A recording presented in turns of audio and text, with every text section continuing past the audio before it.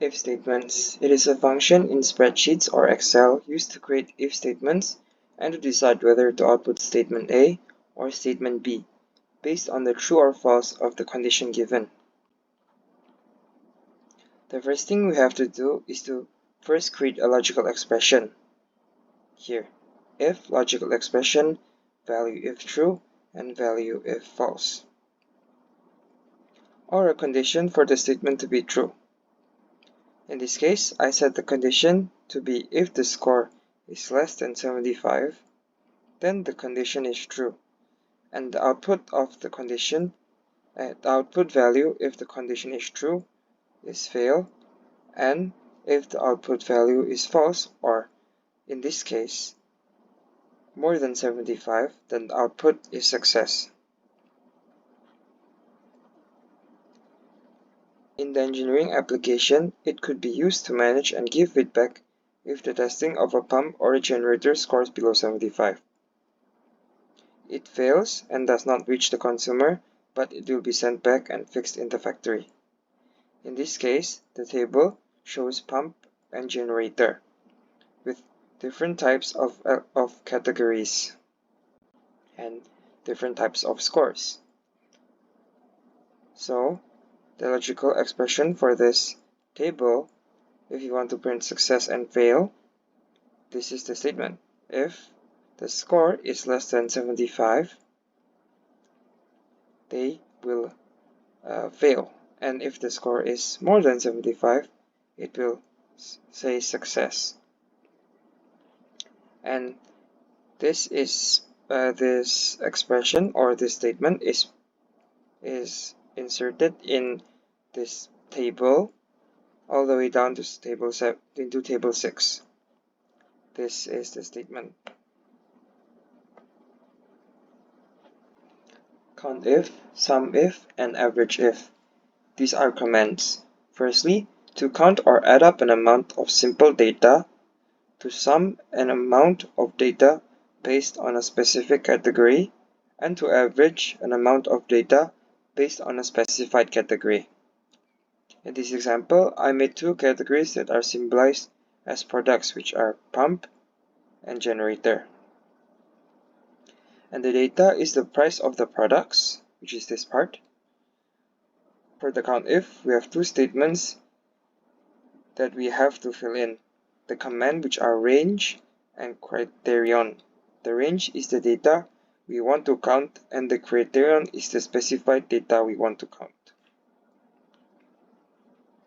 You can see that the generator and pump count is equal to the amount in the table to the left, which are 4 generators and 3 pumps, equal to this part.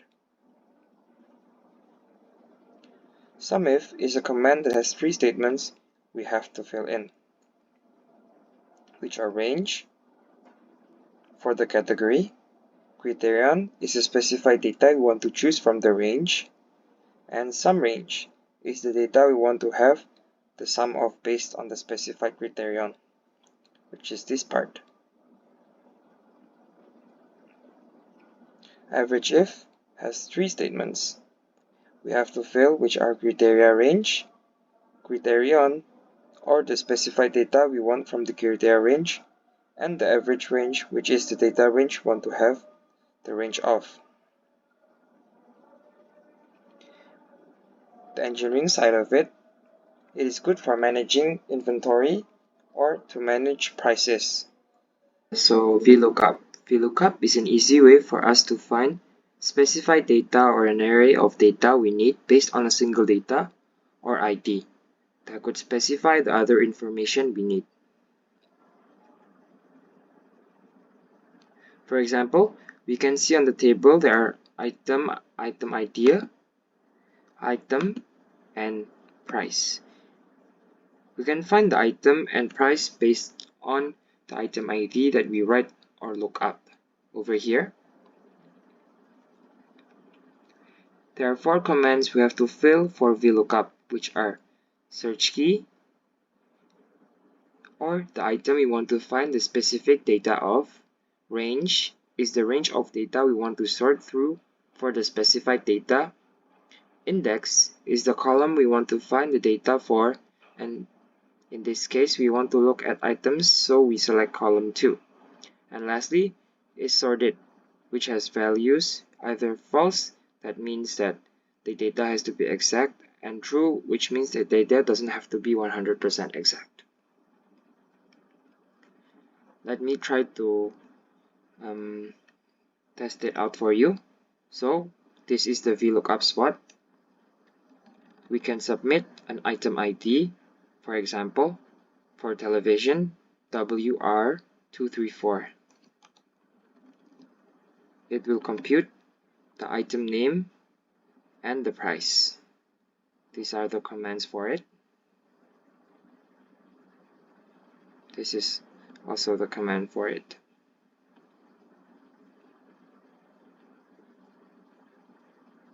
In engineering terms, this is an easy way to sort items and find information about certain IDs of certain items, maybe machinery, complex parts, small things. In big factories, we can just find the item ID and get information on what the item is, the price, the location, or even the use of it. And it is widely used in bookstores for them to scan and find certain things easier and more efficiently. Sort and filter. Sort and filter is a way for us to sort data into a neat and organized format based on a specific data we want and to filter out what we don't want. So, for us to create and to sort a table, firstly we have to have this table. Headers or data types such as date, product, category of certain products, and prices.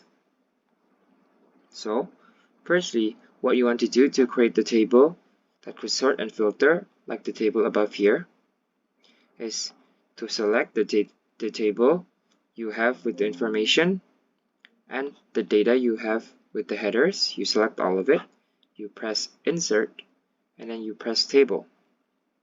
And my table as headers, you click that Yes, and you press OK. As you can see, both tables are the same. And from this table, you can sort data and filter out what you want. For example, when you have data like this, you can sort out from what years you want. Maybe you only want from 2023, 2013, and 2005. So you deselect all of it.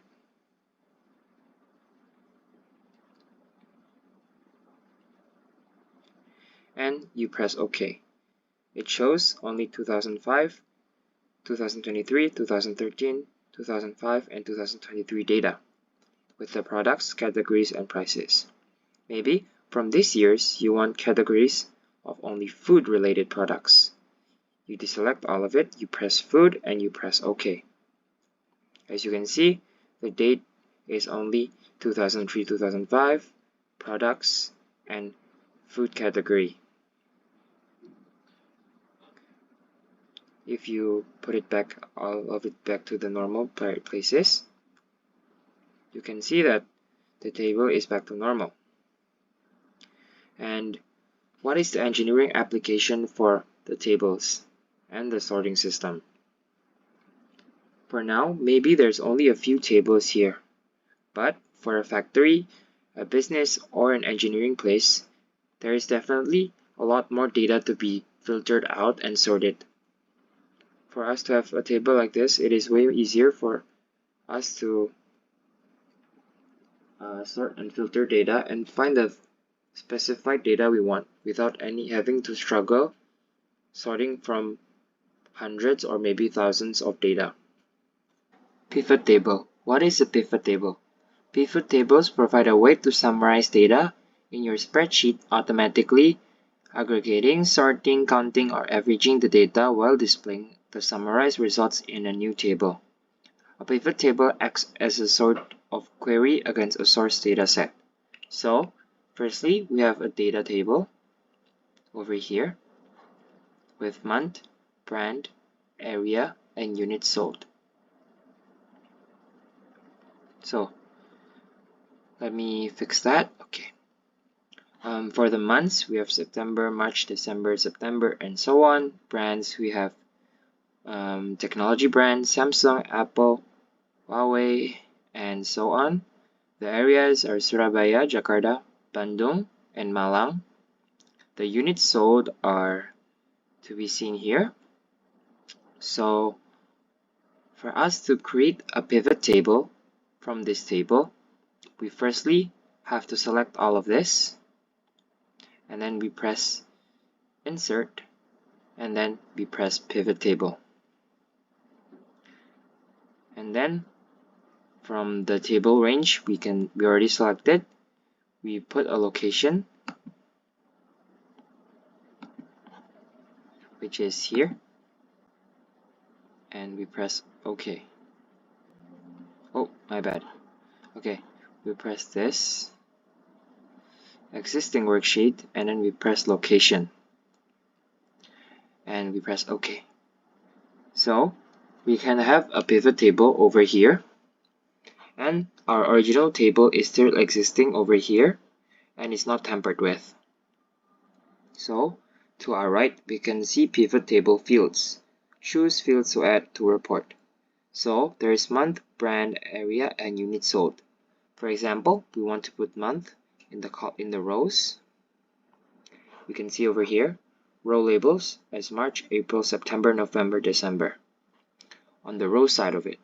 And then we want to put brand on the column side. We can see that Apple, Huawei, Samsung are over here. Let me fix that so it looks better. Okay, it's clearly seen here. So we want to put units sold in the values. As we can see, units sold is placed over here. So we can see that in March, Apple sold 200 units. In April, it sold 220 units, but September, November, and December, they didn't sell any units. From March and April, they had a grand total of 420. For Huawei, they only sold in September, but had a grand total of 850 units sold. For Samsung, they sold for September, November, and December with this units sold amount, and a grand total for Samsung is 790. But the grand total for all of it for March, April, September, November, and Huawei, Samsung, Apple are total over here, and with a grand total of 2060. Maybe you want to add the area for the pivot table. We could add it in rows, in columns. You can see over here. Maybe you want to put it in rows. You could also do it too. So if you want to read this table, in March, Apple sold 200 in Jakarta, and in April, Apple sold 220 in Bandung, and in September, in Bandung, Huawei sold 600, and in Jakarta, Huawei sold 250, with a total of 850 in September, and Samsung sold 100 in Surabaya, and so on. So we can see all the tables and all the datas on our screen, and it's all already added up and organized. And it is a very big deal when it comes to engineering that we stay organized and clean when it comes to data, information, and efficiency. So the pivot table could be crucial for either engineering division, accounting division, or any other division that revolves around information and the precision of it, because every other field definitely needs precision. That's why I think pivot table is very crucial and could definitely be used in the future for all of us.